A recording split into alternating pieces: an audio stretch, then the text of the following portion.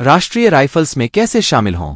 जब राष्ट्रीय rifles (RR) की स्थापना की गई थी, तो शुरू में इसका उद्देश्य असम राइफल्स की तरह एक अर्धसैनिक बल होना था, जिसमें प्रतिनियुक्ति पर नियमित सेना स्वयंसेवकों, पूर्व सैनिकों और विभिन्न अर्धसैन्य बलों से शामिल किए गए कर्मियों को शामिल किया गया था। केंद्रीय पुलिस संगठन। हालांकि बल में मुख्य रूप से Rajputana rifles, Gorkha regiment, Garhwal rifles, Maratha light infantry, Sikh light infantry और सिख रेजिमेंट जैसे विभिन्न इन्फेंट्री रेजिमेंट के नियमित सेना अधिकारी और जवान शामिल हैं। आज राष्ट्रीय राइफल्स विश्व स्तर पर सबसे बड़ा आतंकवाद विरोधी बल है, जिसमें भारतीय सेना की विभिन्न शाखाओं के सैनिक और अधिकारी शामिल हैं।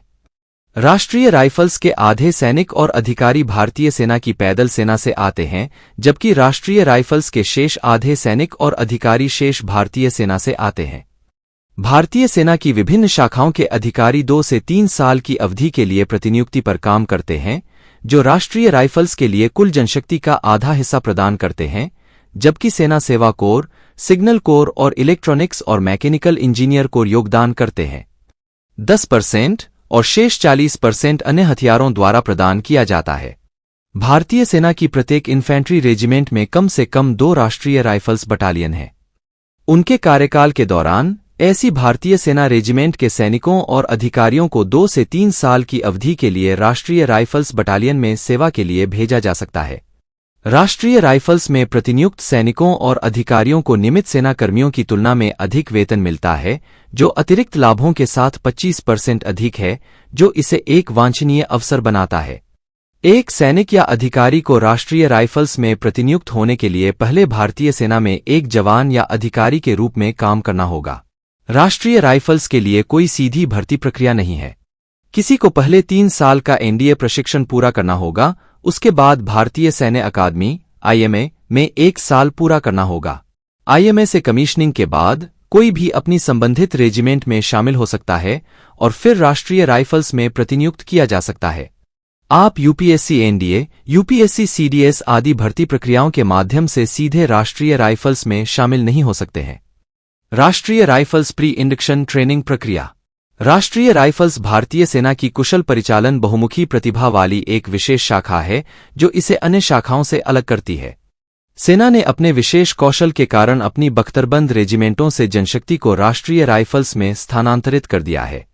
विभिन्न हथियारों और सेवाओं के सैनिक और अधिकारी अपने विशिष्ट कौशल को निखारने के लिए सरोल और भालरा के कोर बैटल स्कूल में प्री इंडक्शन प्रशिक्षण से गुजरते हैं। प्रतिनियुक्त अधिकारियों एवं जवानों को भाषा एवं संस्कृति का प्रशिक्षण भी दिया जाता है।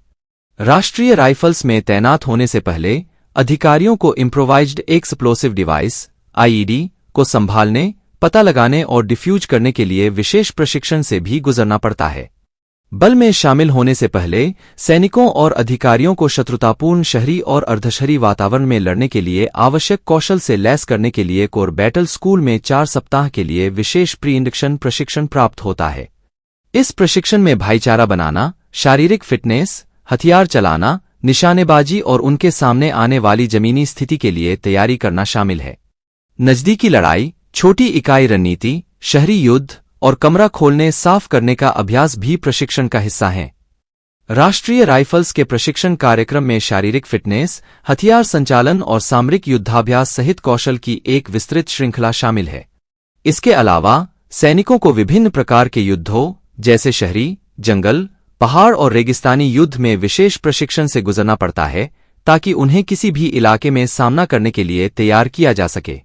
दुनिया में सबसे अधिक बिकने वाली, भरोसेमंद और उपयोग में आसान असॉल्ट राइफल AK-47 राष्ट्रीय राइफल्स की पसंदीदा बंदूक है।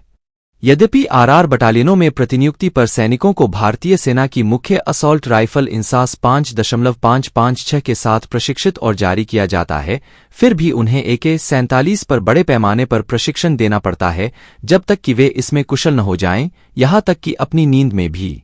आरआर के सैनिक रेंज में बड़े पैमाने पर प्रशिक्षण लेते हैं, सप्ताह में कम से कम 2 से 3 बार अपने फायरिंग कौशल को निखारते हैं, जो नियमित पैदल सेना इकाइयों की तुलना में बहुत अधिक है।